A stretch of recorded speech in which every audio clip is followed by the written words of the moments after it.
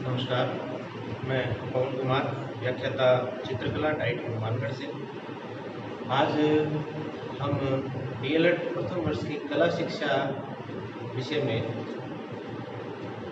5वीं यूनिट चित्रकला का इतिहास के बारे में अध्ययन करेंगे, जिसमें हम जानेंगे कि कला का जो इतिहास है वो आदिम कला से लेकर आधुनिक कला तक विकास की जिन प्रक्रियाओं से गुजरा है, उस दौर में किस प्रकार का प्रचलन था जब मनुष्य ने अपने उदय का इतिहास प्रारंभ किया था। तो सबसे पहले आज हम बात करेंगे शैल चित्रों की। शैल चित्र क्या है, मनुष्य ने इनको क्यों बनाया, इनके बनाने के पीछे उसका उद्देश्य क्या था, और ऐसे कौन से विषय हैं जिसको आदि मानव ने चित्रित किया है, और किस प्रकार के रंग, किस प्रकार का माध्यम उसने प्रयोग किया है। इन सब बातों को इस अध्याय में हम समझेंगे। तो सबसे पहले हम बात करते हैं शैल चित्रों के उद्गम स्थल की। भारत में शैल चित्रों का उद्गम है वो उत्तर पाषाण काल, जिसकी अवधि 10,000 से 5,000 ईसा पूर्व मानी गई है। यदि हम इसके मुख्य केंद्रों की बात करें तो भारत ही नहीं वरन पूरे विश्व में ऐसे कला रूप यत्र तत्र उपलब्ध है, और विभिन्न अनुसंधान और अन्वेषण के माध्यम से इन चित्रों को खोजा भी जा चुका है, और इनके बारे में, इन कला रूपों के बारे में बहुत से अनुसंधान भी हुए हैं। लेकिन इन सब में एक खास बात ये है कि इन कला रूपों में विश्व में जहाँ भी ये कला रूप मिले हैं, इनमें एक रूपता देखने को मिलती है। ये कला रूप बहुत ही सहज और रेखात्मक अंदाज में बनाए गए। ज्यामितीय आकारों का इनमें बहुत देखने को मिलता है, ज्यामितीय आकारों का प्रयोग देखने को मिलता है। हालांकि अगर रंगों की बात करें, चूंकि प्राकृतिक रंगों का इनमें इस्तेमाल हुआ है, और उस समय बहुतायत हम ये कह सकते हैं कि आदि मानव को इतना ज़्यादा कला का ज्ञान भी नहीं था, लेकिन फिर भी उसने अपनी कलात्मक प्रवृत्ति को विश्व के सामने रखने का प्रयास किया। तो भारत से पहले हम बात करेंगे विश्व में इस प्रकार के उदाहरण कहाँ मिले हैं। देखिए, फ्रांस की लास्को और स्पेन की अल्तामिरा, ये दो गुफाएं हैं।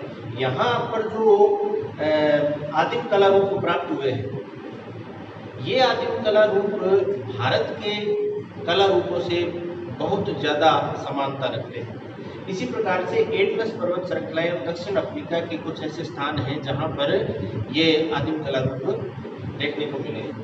भारत की अगर हम बात करें तो भारत में उत्तर प्रदेश, मध्य प्रदेश, बिहार, कर्नाटक और इसके अलावा बहुत से ऐसे स्थान हैं जहाँ पर ये कला रूप प्राप्त हुए हैं। इन प्रमुख स्थानों में पंचमढ़ी, होशंगाबाद, मिर्ज़ापुर, सिंगनपुर, भीमबेटका इत्यादि हैं, जिनमें से भीमबेटका और सिंगनपुर में कुछ विशेष प्रकार के शिकार के आखेट के दृश्य प्राप्त हुए हैं। भीमबेटका एक प्रमुख स्थान है जहाँ पर तकरीबन 500 ऐसे गुफा चित्रों की खोज प्रोफेसर वी.एस. वाकणकर ने की है। और भारत के अलावा अगर हम राजस्थान के संदर्भ में इन शैल चित्रों की बात करें तो कोटा, चंबल का जो क्षेत्र है, बूंदी का आलनिया, चित्तौड़गढ़, उदयपुर और मेवाड़ का कुछ क्षेत्र जहां पर इस प्रकार के शैल चित्र देखने को मिलते हैं। अब हम बात करते हैं कि इन गुफा चित्रों के या शैल चित्रों के प्रमुख विषय क्या है। तो सबसे पहले मैं एक बात कहना चाहता हूँ कि विषयों का अगर हम बात करें, मनुष्य की रुचि सबसे ज़्यादा उसके चित्रों में प्रकट होती है। क्योंकि आदिम मनुष्य इतना सभ्य नहीं था, उसने धीरे धीरे क्रमिक विकास किया है। इसी प्रकार से कला का भी एक क्रमिक विकास हुआ है।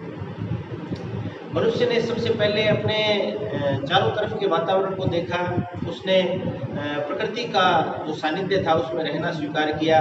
सबसे पहले उसने अपने पेट की भूख शांत की, जानवरों को मारा।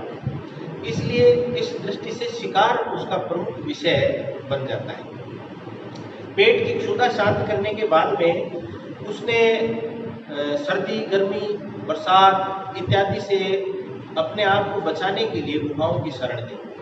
और उसके पास में जो सबसे बड़ा काम था वो अपने पेट की भूख शांत करना था। तो शिकार करने के उपरांत उसने जो कार्य किया है वो अपने मनोरंजन के रूप में उसने किया।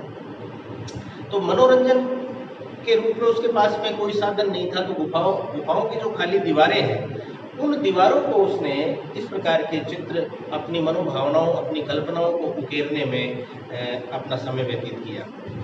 तो विषय के रूप में सबसे पहले जो विषय आता है वो है आखेट या शिकार। उसके बाद में आता है जादू टोना। देखिए, जादू टोने के चित्र उसने क्यों बनाए, किस लिए बनाए, तो ये भी एक बड़ा रोचक विषय है। मनुष्य ने अपने पेट की भूख शांत की, उसने अपने रहने के लिए उसको गुफाओं को अपनी शरण स्थली बनाया, और जब दिन का सूर्य की रोशनी में उसका पूरा दिन व्यतीत हो जाता है तो रात में एक अनजान भय, आज के संदर्भ में भी हम देखते हैं कि किसी सुनसान इलाके में अगर हम जाते हैं तो एक अनजान भय बना रहता है। तो उसको भी, आदि मनुष्य को भी एक इस प्रकार का भय बना रहा होगा। इसीलिए उसने प्रकृति की पूजा उपासना की। तो उसने सबसे पहले प्रकृति में देखा क्या? उसने देखा सूर्य, तारे, चंद्रमा, इन सब से उसने जो रूप बनाए हैं। तो सूर्य को भी उसने अंकित किया, चंद्रमा को भी अंकित किया है, और सबसे प्रमुख जो चीज है वो है स्वस्तिक। स्वस्तिक एक, जिसको कहते हैं कि हम शुभ का प्रतीक माना जाता है, और जो जिस डर को वो अपने अंदर से भगाना चाहता था, उसने स्वस्तिक को एक प्रबल चिन्ह के रूप में, और ज़्यादातर जो जिसको हम कह सकते हैं कि शैल चित्र इस प्रकार से बने हैं कि उसमें ज्यामितीय चिन्हों का प्रयोग ज़्यादा है। जादू टोने के जो चित्र हैं उनमें ज्यामितीय चिन्हों का प्रयोग ज़्यादा है। इसके अलावा ज्यामितीय आकार और स्वस्तिक आदि विषयों का अध्ययन किया। इन सब के बाद में हम आते हैं माध्यम की बात करते हैं कि किस प्रकार के माध्यम से, किस प्रकार के रंगों का उसने प्रयोग किया, रेखाओं का प्रयोग किया। तो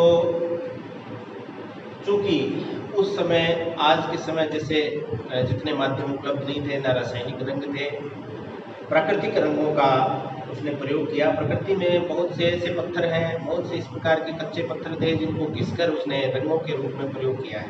पूरे चित्र में उसने रंग नहीं भरकर केवल रेखाओं के माध्यम से, जो रेखाएं हैं उनको उसने काजल, कोयला और खड़िया, गेरू, रामरज, लाजवर्द, इस प्रकार के रंगों को उसने कुछ स्थानों पर भरकर जो है वो व्यक्त किया है।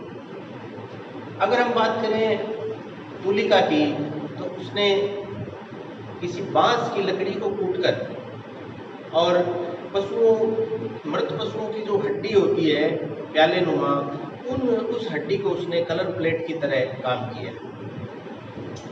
इस शैल चित्रों की पद्धति जो है वो किस प्रकार की है? क्षेपांकन या स्टेंसिल स्टाइल पद्धति है। तो हम कह सकते हैं कि शैल चित्र मनुष्य के इतिहास के साथ साथ कला इतिहास का भी प्रारंभिक दौर था, और क्रमिक विकास के क्रम में यह कला का प्रथम चरण था। और मनुष्य ने जिस प्रकार से अपने स्वयं का क्रमिक विकास किया, सभ्य हुआ, उसी प्रकार से कला जो है वो नवीन रूपों के साथ हमारे समक्ष आती है। उम्मीद करता हूँ ये अध्याय आपके समझ में आएगा, अच्छा भी लगेगा। धन्यवाद।